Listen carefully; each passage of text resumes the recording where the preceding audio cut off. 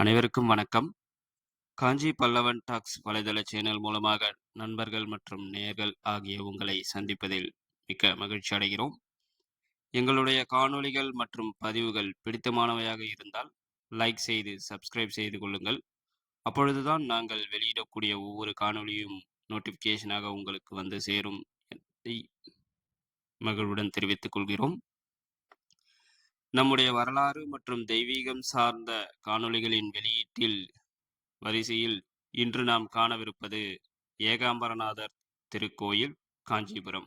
ஆம், மிகவும் பழமை வாய்ந்த மற்றும் புராணங்களில் மிகப்பெரிய அளவில் கூறப்படும் இந்த கோயிலின் முக்கியமான வரலாற்று நிகழ்வுகளை பற்றி இந்த காணொளியில் நான் தெளிவாக எடுத்து கூற உள்ளோம். தொடர்ந்து இணைந்திருங்கள். இப்பொழுது நாம் பார்த்து கொண்டிருப்பது 1000 கால் மண்டபம் மற்றும் அதனை ஒட்டியுள்ள பல்லவர்களின் கோபுரம். ஆம், இது தெற்கு பக்கமாக உள்ள ராஜகோபுரத்தில் நுழைந்ததும் இடதுபுறத்தில் நீங்கள் திரும்பி பார்த்தால் காணலாம். இந்த 1000 கால் மண்டபமானது முதலாக 100 கால் மண்டபமாக முதலாம் குலோத்துங்க சோழனின் மூலம் கட்டப்பட்டது. பின்பு வந்த அரசர்களில் விஜயநகர பேரரசரான கிருஷ்ணதேவராயர் இதனை 1000 கால் மண்டபமாக மாற்றினார் என்பது வரலாறு. அதனைத் தொடர்ந்து நாம் கோயிலின் உள்ளே நுழைந்ததும் இடதுபுறத்தில் உள்ள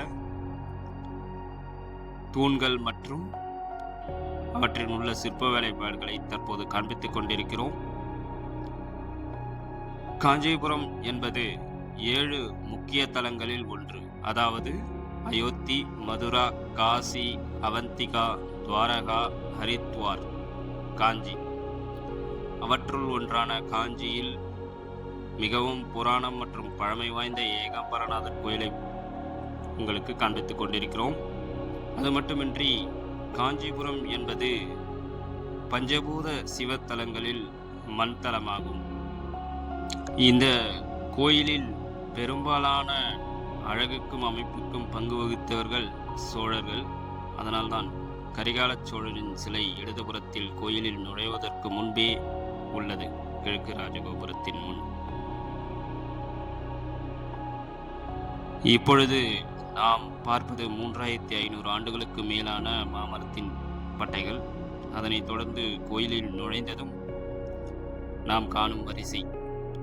இந்த கோயிலில் பொதுவாகவே பொது தரிசனம், சிறப்பு தரிசனம் என்று இருக்கும். பெரும்பாலானோருக்கு அது தெரியாது. பார்வதி தேவி மாமரத்தின் கீழ் மண்ணால் ஆன சிவலிங்கத்தை பிரதிஷ்டை செய்து வழிபாடு செய்த காட்சிகள் இங்கே அமைக்கப்பட்டுள்ளன. இதுதான் அந்த 3500 ஆண்டுகளுக்கும் மேலான மாமரத்தின் பட்டைகள். அதனைத் தொடர்ந்து நாம் இடதுபுறமாக 3ஆம் பிரகாரத்தில் சுற்றி வரும் பொழுது முதலில் நமக்கு காட்சியளிப்பது பிரளயகால அம்மன் சன்னதி. தற்பொழுது அது மூடப்பட்டுள்ளது. இப்பொழுது எனக்கு பின்னால் இருப்பதுதான் உற்சவர் சன்னதி. பார்வதி தேவி சிவபெருமானின் கண்களை விளையாட்டாக மூடிய பொழுது உலகம் இருண்டுவிட்டது.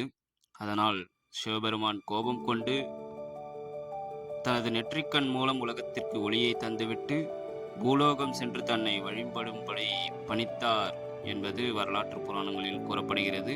அதன்படியே பார்வதி தேவி இங்குள்ள மாமரத்தின் அடியில் மண்ணாலான சிவலிங்கத்தை பிரதிஷ்டை செய்து அவரை நோக்கி வழிபட்டு அருள் பெற்றார். ஏகம்பம் என்றால் ஒற்றை மாமரம் என்பது விளக்கம். அதன்படியே ஒற்றை மாமரத்தின் கீழ் அவர் நின்று அருளாசி பெற்று இங்கே சிவபெருமான் அவரை அழைத்து கொண்டார் என்று புராணங்களில் கூறப்படுகிறது. அதன்படியே இந்த கோயில் ஏகாம்பரநாதர் திருக்கோயில் என்று அழைக்கப்படுகிறது. பல்வேறு தமிழக வரலாற்று நூல்களிலும் புராணங்களிலும் இடம்பெற்றுள்ள இந்த கோயில் மிகவும் சிறப்பு வாய்ந்தது. அது மட்டுமன்றி சேர, சோழ, பாண்டியர்கள், சம்புவராயர்கள், விஜயநகர பேரரசர்கள் என பல அரசர்கள் இந்த கோயிலின் அழகுக்கும் பெருமைக்கும் பன்முக சிற்ப வேலைப்பாடுகளுக்கும் தங்களுடைய அர்ப்பணிப்பை கொடுத்துள்ளார்கள் என்பது மிகவும் முக்கியத்துவம் வாய்ந்தது. அவற்றை நாம் ஒவ்வொன்றாக இந்த காணொளியில் தொடர்ந்து காண்போம்.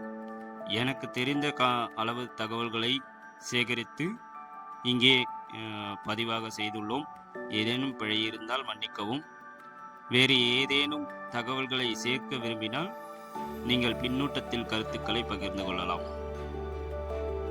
இந்த கோயிலில் உள்ள மூலவர் பிருத்திவிலிங்கம் என்று அழைக்கப்படுகிறது. ஆம், மண்ணால் ஆன சிவலிங்கம்.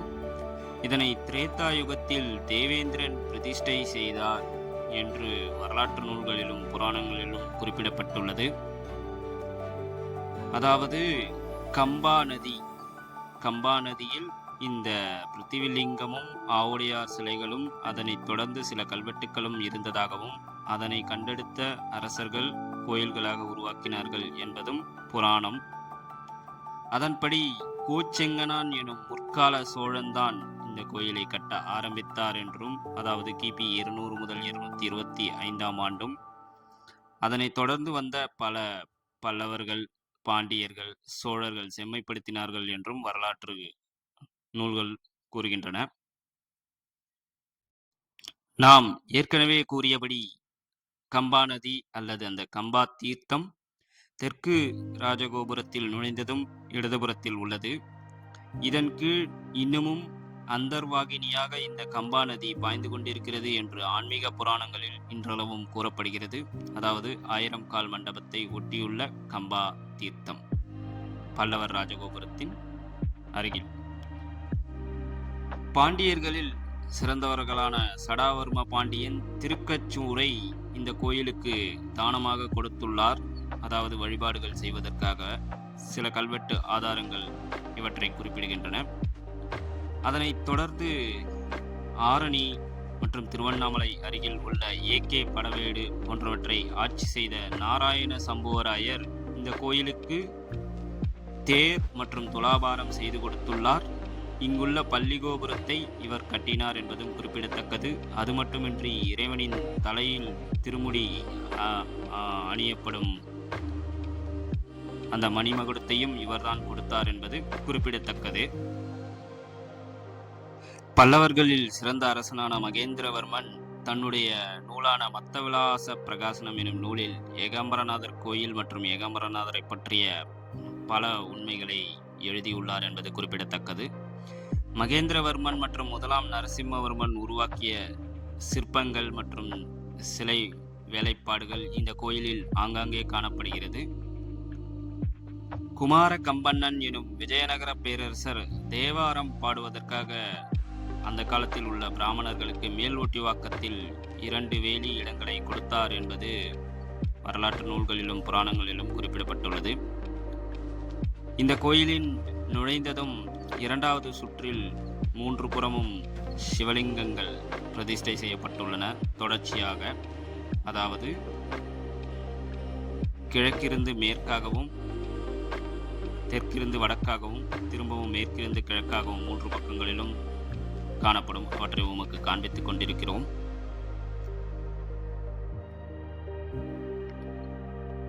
அது மட்டுமின்றி ஆங்கிலேயர்களில் ஒருவரான ஆச்சந்துரை இந்த ஏகாம்பரநாதர் கோயிலின் மீது அவ்வளவு பற்று கொண்டிருந்தார். அதன் காரணமாகவே அவர் இந்த கோயிலை சுற்றியிருந்த மதில்களை புதுப்பித்தார் என்று சில வரலாற்று நூல்களில் குறிப்பிட்டுள்ளனர்.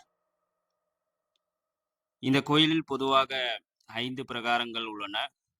1வது கருவறை, 2வது மாவடி, 3வது சிவகங்கை தீர்த்தம், 4வது கம்பா நதி தீர்த்தம், அடுத்ததாக மாட வீதிகளை கொண்ட பிரகாரம். காஞ்சிபுரம் ஏகாம்பரநாதர் கோயில் 63 நாயன்மார்களால் சிறப்பாக பாடல் பாடப்பட்ட தலமாகும். 14 நாட்கள் நடைபெறும் பங்குனி உத்திர சிறப்பு திருவிழாவில் 6ஆம் நாள் அல்லது 7ஆம் நாள் சரியாக தெரியவில்லை 63 நாயன்மார்களின் வெண்கலச் சிலைகள் காஞ்சிபுரம் நகரமீதி எங்கும் உலாவாக கொண்டு வரப்படும். 10ஆம் நாள் வெள்ளித்தேர் திருவிழா, அதனைத் தொடர்ந்து 8ஆம் நாள் வெள்ளித்தேர் திருவிழா, 10ஆம் நாள் ஏலவார் குழலிக்கும் ஏகாம்பரநாதருக்கும் திருமணம் கோலம் நடைபெறும். அந்த 10ஆம் நாள் இரவு விரும்பியவர்கள் இந்த கோயிலில் வந்து தாமாக மாலை மாற்றிக்கொண்டு மனம் செய்து கொள்வார்கள்.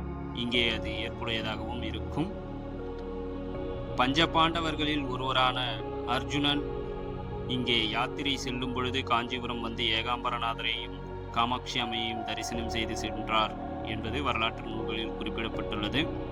அது மட்டுமின்றி அவர்களில் தலைவரான தர்மராஜாவும் இங்கே வந்து ஏகாம்பரநாதர் கோயிலில் தரிசனம் செய்து சென்றுள்ளார் என்று சில வரலாற்று நூல்கள் குறிப்பிடுகின்றன. இங்குள்ள பல வரலாறு மற்றும் புராணம் சார்ந்த செய்திகளை நமக்கு கேட்கும் பொழுது மிகவும் ஆச்சரியமாகவும் வியப்பாகவும் இருக்கும். இந்த சிற்பத்தி கொண்ட தூண்கள் எவ்வளவு நேர்த்தியாக உள்ளன என்று பாருங்கள். இது 2ஆம் சுற்றில் உள்ள தூண்கள். அவ்வளவு நேராகவும் சிற்ப வேலைப்பாடுகளுடனும் அழகாகவும் நேர்த்தியாகவும் வடிவமைக்கப்பட்டுள்ளது என்பது குறிப்பிடத்தக்கது. ஒவ்வொன்றாக உங்களுக்கு பொறுமையாக காண்பித்துக் கொண்டிருக்கிறேன். ஏனென்றால் நீங்கள் அனைத்தையும் தெரிந்து கொள்ள வேண்டும். இதன் அழகை இந்த காணொளியின் மூலம் நீங்கள் ஈர்க்கப்பட்டு இந்த கோயிலுக்கு வந்து ஏகாம்பரநாதரை தரிசனம் செய்தால் அது எமக்கு பெருமையே. பொதுவாக நாம் ஏகாம்பரநாதர் கோயிலை வலம் வர வேண்டுமென்றால் தெற்குப்புறமாக இருக்கும் ராஜகோபுரத்தின் வழியாக நுழைந்து 1000 கால் மண்டபம், கம்பாநதி தீர்த்தம், பல்லவர் ராஜகோபுரம் அவற்றை தரிசனம் செய்துவிட்டு நந்திதேவரை தரிசனம் செய்துவிட்டு கிழக்கிருந்து மேற்காக கோயிலின் உள்ளே நுழைய வேண்டும்.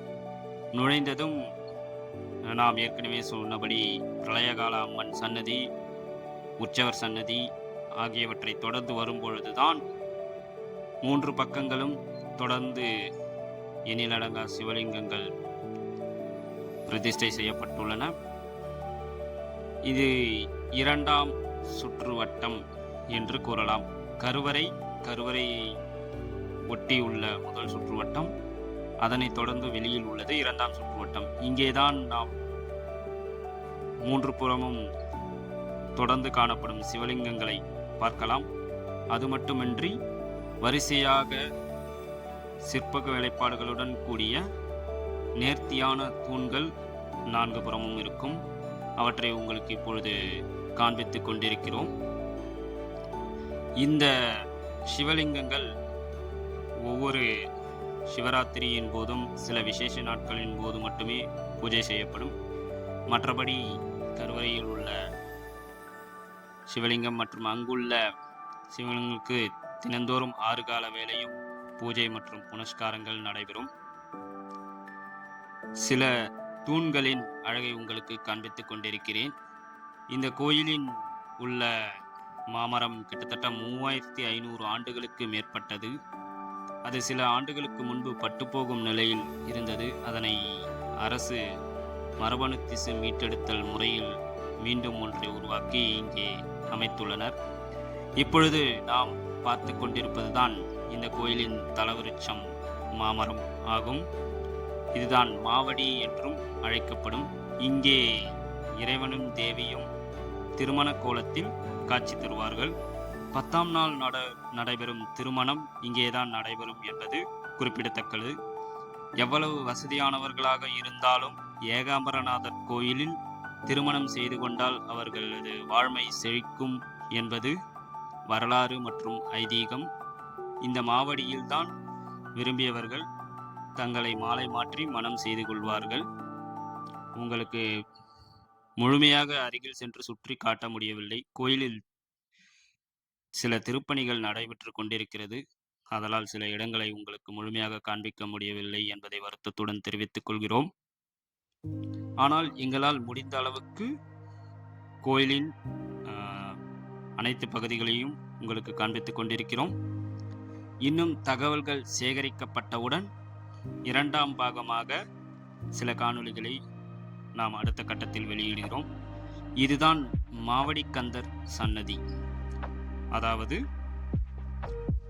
மாவடியின் அருகில் உள்ள கந்தர் சன்னதி. சில தூண்கள் மற்றும் சிற்ப வேலைப்பாடுகளை உங்களுக்கு காண்பிக்கிறோம். பொறுமையாக பாருங்கள்.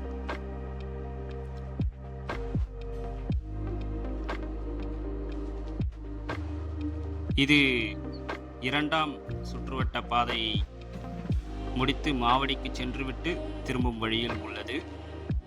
இங்கேதான் பெரும்பாலான திருமணங்கள் மற்றும் அலங்காரங்கள் நடைபெறும். சில நேரங்களில் இங்கே பரதநாட்டியம் கூட அரங்கேற்றுவார்கள்.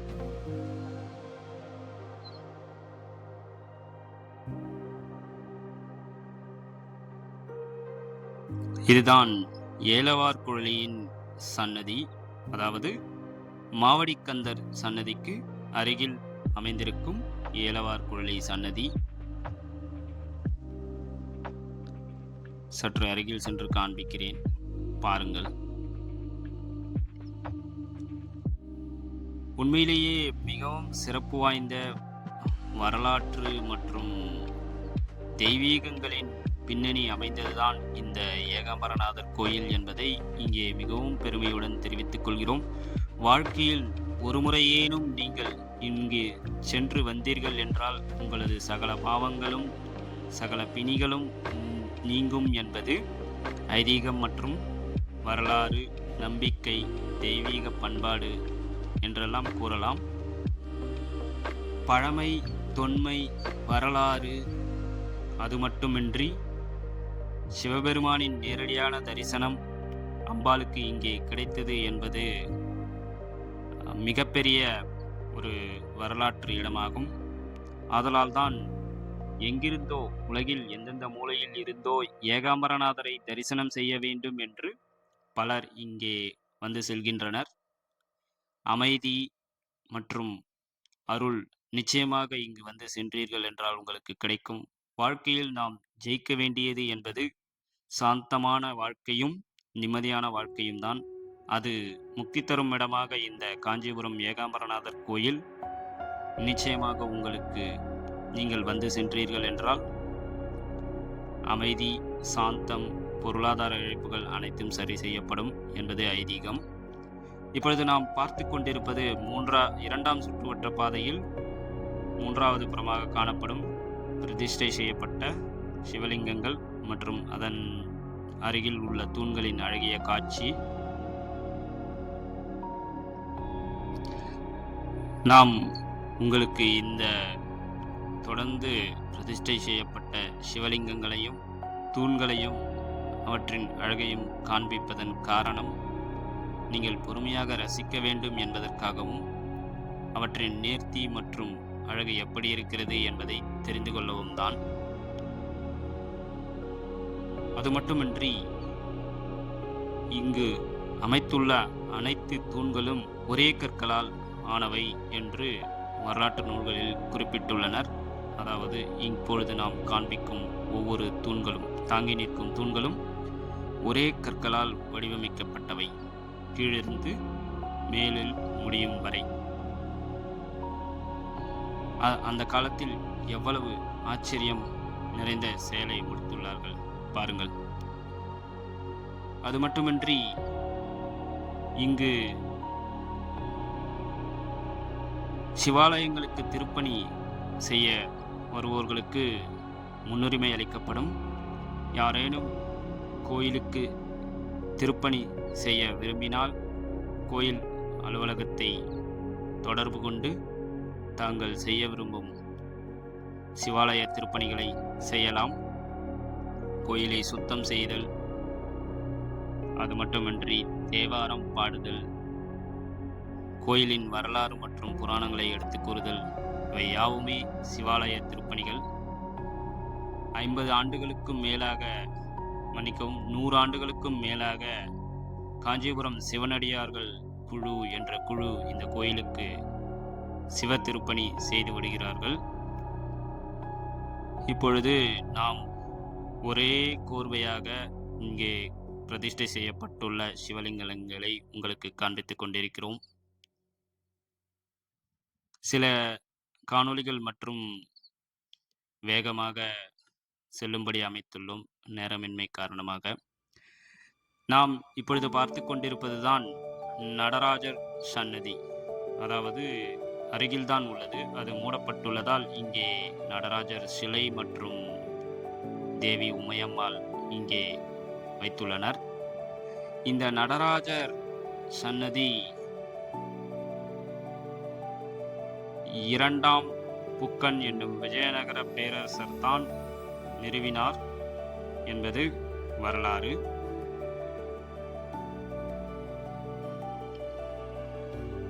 அதனைத் தொடர்ந்து நாம் இப்பொழுது ஒவ்வொன்றாக பார்த்து கொண்டிருப்பது நவக்கிரக சன்னதி மற்றும் உள்வட்ட பிரகாரத்தில் அமைந்துள்ள தூண்கள் மற்றும் அவற்றில் காணப்படும் சிற்ப வேலைப்பாடுகள். அதோ மூடியுள்ள அந்த கதவுதான் நடராஜர் சன்னதி. அங்கே உள்ளேயும் சில தூண்கள் மற்றும் சிற்ப வேலைப்பாடுகள் காணப்படுகிறது. நாம் ஏற்கனவே கூறியபடி 2ஆம் புக்கன் எனும் விஜயநகர பேரரசர் தான் அந்த நடராஜர் சன்னதியை நிறுவினார். அதாவது கிபி 1380ஆம் ஆண்டு என்று வரலாற்று நூல்கள் குறிப்பிடுகின்றன. இந்த கோயிலின் கருவறை உள்வட்டத்தில் சென்றோம் என்றால் 1008 லிங்கங்களை ஒரே லிங்கமாக கொண்ட சகஸ்ரலிங்கமும், இதுதான் ஏகாம்பரநாதர் உற்சவரின் மூலவரின் அழகிய காட்சி.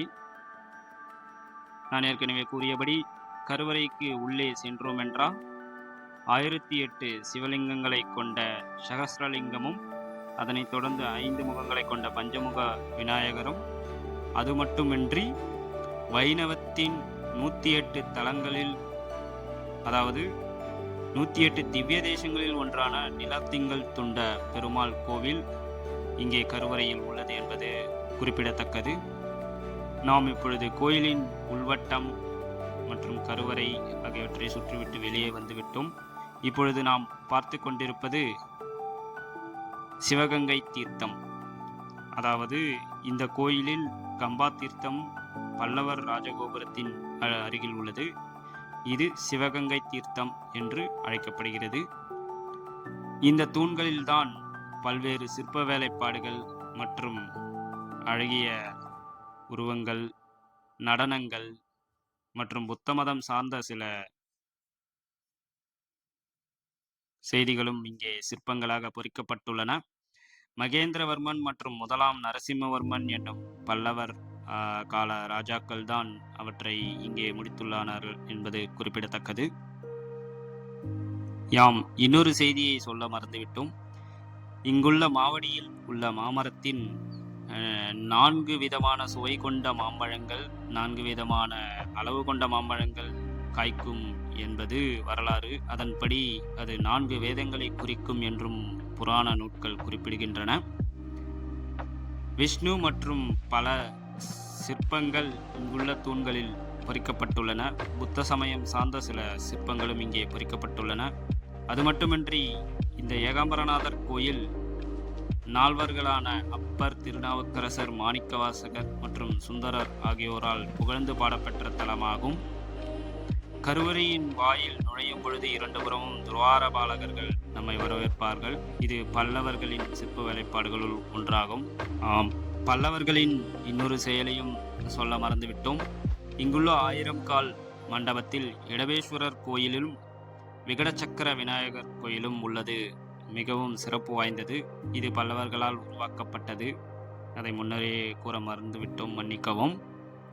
இதுதான் அந்த சிவகங்கை தீர்த்தம். எப்படி கம்பா நதி தீர்த்தம் அங்கே உள்ளதோ அதுதான் கோயிலின் உருவாக காரணமாக இருந்த நதி கம்பா நதி. இது சிவகங்கை தீர்த்தம். தெப்போற்சவம் நடைபெறும் பொழுதெல்லாம் இங்கே அலங்கரிக்கப்பட்டு மக்கள் கூடி நின்று வேடிக்கை பார்ப்பார்கள். இதனை தொடர்ந்து சுற்றிலும் முழுவதுமாக மதில் சுவர் காணப்படும். நாம் ஏற்கனவே கூறியபடி அந்த பல்லவர் கால சிற்பங்களும் சில சிற்ப வேலைப்பாடுகளும் ஒவ்வொன்றாக உங்களுக்கு காண்பிக்கிறோம். இது எமக்கு தெரிந்த வரையில் எவ்வளவு காண்பிக்க முடியுமோ அவற்றை காண்பிக்கிறோம். நேரம் கிடைத்தால் நீங்கள் கோயிலுக்கு நேரடியாக வந்து ஒரு நாள் முழுமையாக தங்கி நின்று கோயிலின் அனைத்து பகுதிகளையும் கண்டு ரசித்து மகிழுங்கள். இப்பொழுது அந்த சிற்பங்களை ஒவ்வொன்றாக காண்பித்துக் கொண்டிருக்கிறோம். இதுதான் திருமாலின் அவதாரங்களில் ஒன்று. தியானம் செய்வது, ஆசி வழங்குவது, வதம் செய்வது போன்ற ஒவ்வொரு காட்சிகளும் இங்கே தூண்களில் சிற்பங்களாக வடிவமைக்கப்பட்டுள்ளன. திருமாலின் பல அவதாரங்கள் மற்றும் காதல் நயனங்கள், புத்த மதம் சார்ந்த சில செயல்கள் இங்குள்ள தூண்களில் சிற்பங்களாக வடிவமைக்கப்பட்டுள்ளன. சிலவற்றை நான் விரைவாக காண்பிப்பது நேரமின்மை காரணமாக நீங்கள் நேரடியாக வந்து காணலாம். நாம் கிழக்கிருந்து சிவபெருமான் ஏகாம்பரநாதர் கோயிலின் உள்ளே நுழையும் போது உள்ள காட்சியை இப்போது பார்த்தோம். இதுதான் அந்த துர்க்கை அம்மன் சன்னதி. முதலாம் குலோத்துங்கன் இந்த துர்க்கை சிற்பத்தை கிபி 1120ஆம் ஆண்டு கட்டினார் என்பது வரலாற்று நூல்களில் குறிப்பிடப்பட்டுள்ளது. காஞ்சிபுரம் என்றாலே வரலாற்று மற்றும் புராணம் வாய்ந்த கோயில்கள் ஏராளம். அவற்றுள் மிகவும் பெருமை மற்றும் சக்தி வாய்ந்தது ஏகாம்பரநாதர் கோயில் என்பதை இங்கே தெளிவுபடுத்த விரும்புகிறேன். காஞ்சிபுரத்தில் மிகவும் பழமையான கோயில்கள் மற்றும் பார்க்க வேண்டிய கோயில்கள் வரிசையில் ஏகாம்பரநாதர் கோயில், காமாட்சி அம்மன் கோயில், கச்சபேஸ்வரர் கோயில், கைலாசநாதர் கோயில், வரதராஜ பெருமாள் கோயில் இவை மிக முக்கியமான தலங்கள். வாழ்க்கையில் நீங்கள் ஒரு முறையேனும் வந்து ரசிக்க வேண்டிய கோயில்களாகும்.